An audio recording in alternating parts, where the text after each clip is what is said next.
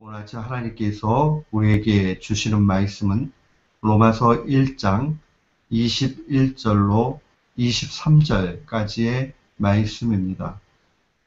로마서 1장 21절로 23절 말씀. 우리 한 마음으로 주의 말씀 받들어 읽습니다. 하나님을 알되 하나님으로 영화롭게 아니하며 감사치도 아니하고 오히려 그 생각이 허망하여지며 미련한 마음이 어두워졌나니 스스로 지혜 있다 하나 우둔하게 되어 썩어지지 아니하는 하나님의 영광을 썩어질 사람과 금수와 버러지 형상의 우상으로 바꾸었느니라. 아멘. 저는 오늘 본문 말씀 로마서 1장 21절로 23절 말씀을 통해서 인간은 우상 공장이다 라는 제목으로 주의 말씀을 선포하도록 하겠습니다. 우리가 신앙생활, 우리의 인생을 바로 살기 위해서 필요한 것은 우리가 어떠한 존재이냐 하는 것을 아는 겁니다.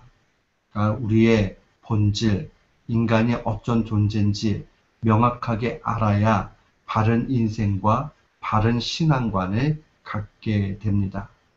오늘 본문 말씀 우리가 깊이 묵상하면 인간이 어떠한 존재인지 명확하게 보여줍니다. 창세기 3장에 인간의 타락 이후에 아담의 후예들이 얼마나 비참한 현실 속에 놓여져 있는지에 대해서 바울은 잘 증거합니다. 한마디로 이야기하면 모든 인간은 죄인이다 하는 것이 바울이 이 인간에 대한 이해를 기술한 한 문장입니다. 또한 하나님의 사람이었던 칼빈 역시도 인간에 대해서 이렇게 이야기했습니다. 인간의 마음은 우상을 만들어내는 영원한 공장이라고 이야기했습니다. 인간 마음속에는 한없이 우상을, 하나님 아닌 이 우상을 만들어내는 그러한 공장이다. 그렇기 때문에 부와 명예, 권력, 세속적 가치에 계속적으로 집착하고 유혹을 받는 존재가 인간입니다. 인간의 비참한 현실, 이로 말할 수가 없습니다. 이 칼빈의 가르침의 후예들이 이 켈비니즘을 만들었는데 이 사람들은 보통 장로교인들의 시작이 되었습니다. 개혁주의라고 신학에서는 이야기하는데 이 사람들은 인간의 본질을 한마디로 전적으로 타락했다라고 그렇게 말합니다. 그 말은 뒤집어서 이야기하면 인간에게는 선을 행할 능력이 없다라는 겁니다. 그러니까 우리가 사람 구실 그나마 하는 것, 그것은 하나님께서 우리에게 양심을 주시고 우리를 이끌어 가시기 때문에 이 짐승과 진배함 없는 것이지, 하나님께서 간섭하지 않으면 인간은 전적으로 타락했기 때문에 결국은 죄밖에는 행할 것이 없다라는 겁니다. 오늘 본문의 21절로 23절 말씀을 보면 결국 이 죄악이 어디로부터 나왔는지 또 어떠한 죄악의 모습으로 나타나게 되는지를 명확하게 보여줍니다. 오늘 본문의 21절 말씀을 보면 하나님을 알되 하나님을 영화롭게 하지 않았다. 이 하나님을 알았다라는 이 말이 우리에게 여러 가지를 의미하지만은 앞선 이 19절, 20절에 모든 만물에 하나님의 신성과 능력이 깃들어진 걸 보고 하나님의 간한 그러한 마음을 우리가 가질 수 있다는 겁니다. 결국 이러한 하나님을 아는 것이 있지만은 결국 죄로 가는 것이죠. 근데 근본적으로 인간이 죄로 가게 되는 데는 창세기 3장에 나와 있는 대로 하나님과의 관계의 단절로부터 시작이 됩니다. 우리는 하나님과의 관계가 온전한 것을 의의 관계라고 얘기합니다. 근데 그 관계가 깨지면 불의한 관계가 되고 맙니다. 앞서서 로마서 1장 18절에 보면 불의로 진리를 막는 사람들의 모든 경건치 않음이라는 표현이 나옵니다. 불의로 진리를 막았다. 진리는 하나님을 얘기하죠. 불의로 진리를 막았다는 말은 하나님과의 관계가 깨졌다는 얘기예요. 그러면 나타나는 게 경건치 않은 것으로 나오는 거죠. 결국 관계의 단절, 불이라는 것은 필연적으로 불경건으로 나타나게 됩니다. 이걸 우리는 놓치지 말아야 돼요. 하나님과 관계가 떨어지면 결국 죄 짓는다. 불의하면 불경건으로 나타난다 하는 게 성경 속에 나타난 일관적인 그러한 도식입니다. 그래서 우리가 어떻게 하든지 하나님께 붙어 있어야 되고, 우리가 어떻게 하든지 하나님을 가까이 해야 되는 이유가 여기에 있습니다. 인간의 본질인 이 불의한 모습은 불경건으로 나타나는데, 오늘 본문의 21절로 23절은 그 불경건의 모습을 네 가지로 기록하고 있습니다. 첫 번째, 이 불경건은 무엇이냐? 하나님을 알지만 영화롭게 하지 않는 것입니다. 이 영화롭게 하지 않는다는 말은 예배치 않는다는 거죠. 하나님 앞에 영광 돌리지 않아요. 예배하지 않아요. 불경건의 첫 번째 모습은 무엇이냐면 하나님을 예배하지 않는 것으로 나타납니다. 우리가 신앙이 좋냐 나쁘냐 하면 제일 처음에 들어오는 게 예배 드려지기가 싫어집니다. 하나님을 가까이 하고 하나님 앞에 나아가는 게 싫어집니다. 그러나 마음이 가난해지고 하나님을 향한 열망이 있고 그러면 환경과 조건과 상관없이 하나님을 찾게 되어져 있는 것입니다. 그렇기 때문에 하나님을 멀리하고자 하는 그 불의에서 하나님을 예배하고자 하지 않는 불신앙으로 나아가게 된다 하는 것을 또한 기억해야 합니다. 예배의 단절, 이것은 간단한 문제 아니에요. 예배 드려지기 싫어진다. 예배가 자꾸 무거워진다. 하나님 앞에 나가는 것이 싫어진다. 그건 병든 겁니다. 우리는 그 사실을 꼭 기억해야 됩니다. 두 번째로 나타나는 불경건의 모습은 무엇인가? 그것은 바로 감사하지 않는 겁니다. 이 감사하지 않는다는 말은 원망과 불평이 가득 찬다는 겁니다. 가만 한번 보세요. 내가 요즘에 하나님 앞에 얼마나 감사하고 있는가.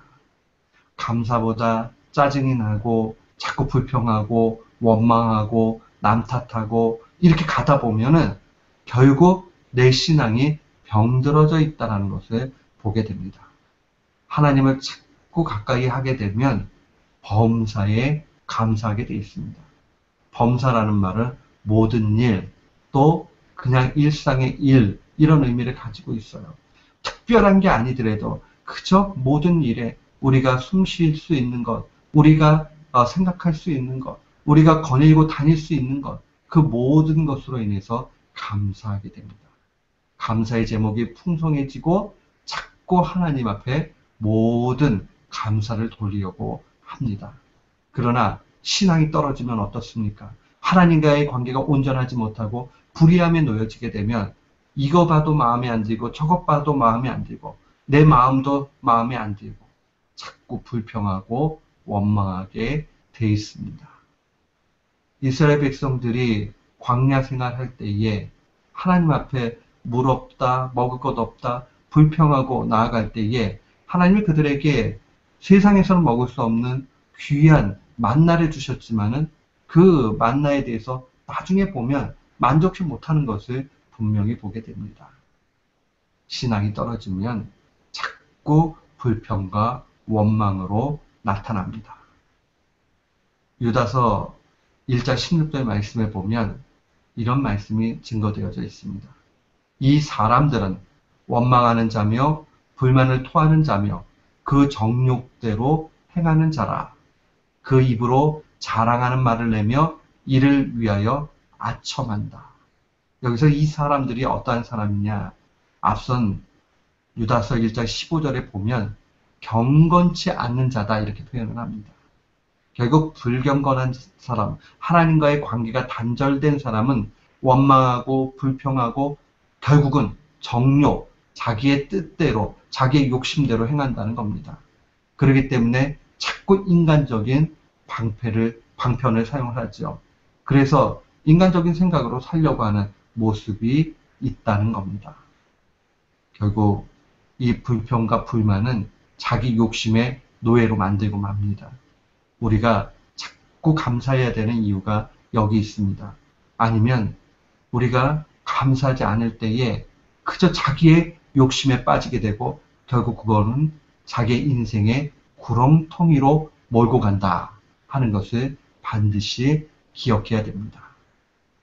세 번째로 이 하나님과의 관계가 단절이 되면 어떻게 되느냐?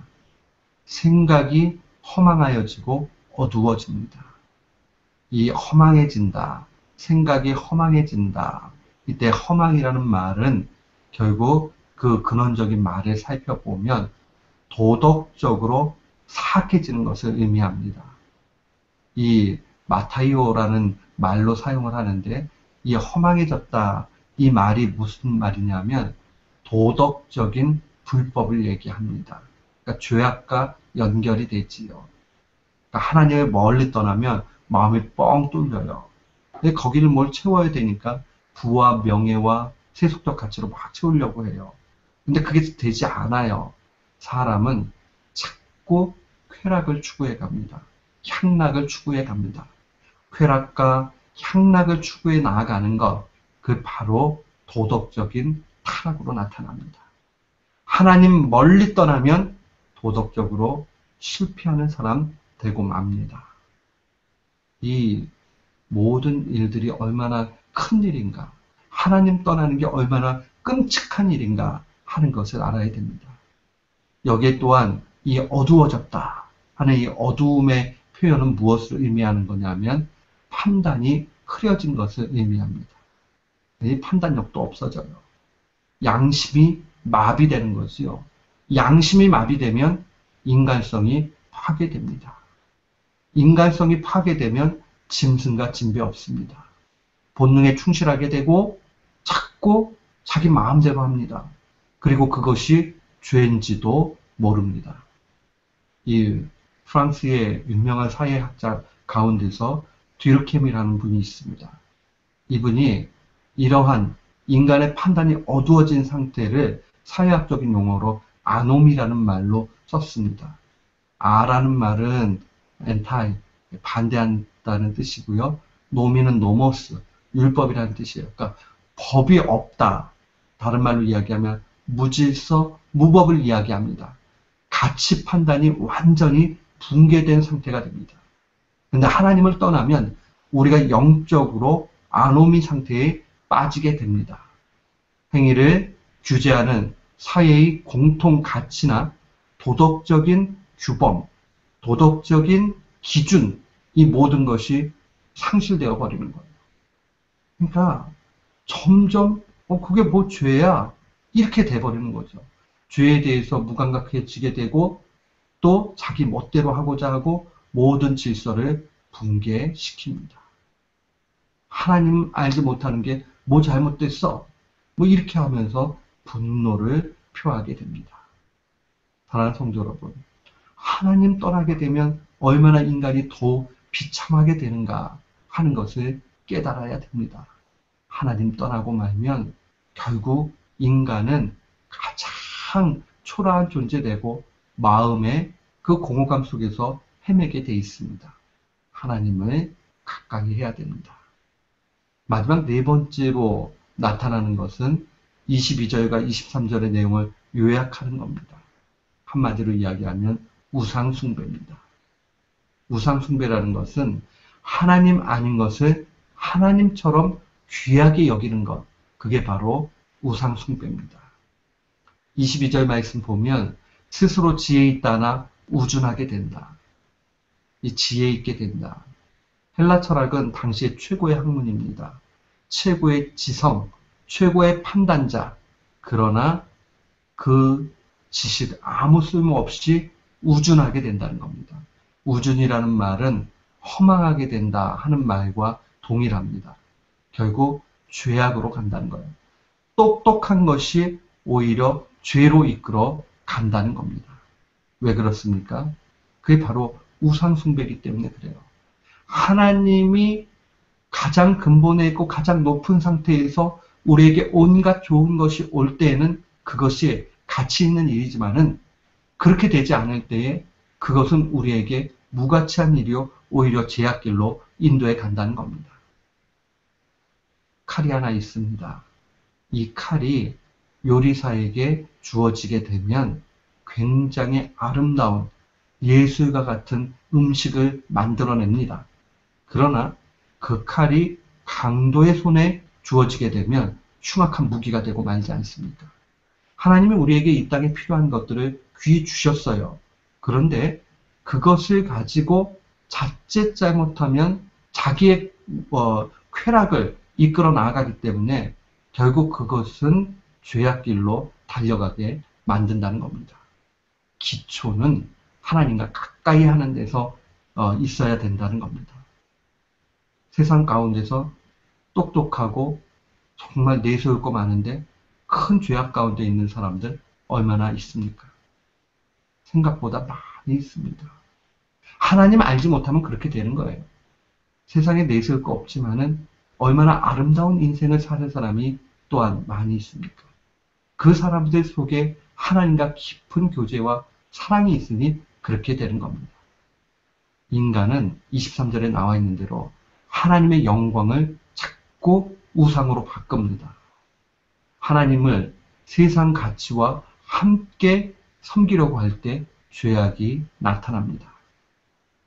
출애굽기 32장에는 이스라엘 백성이 출애굽하는 그 광야의 삶 가운데서 소위 금송아지 사건이 나타납니다. 그들이 모세가 올라갔는데 빨리 내려오지 않아요.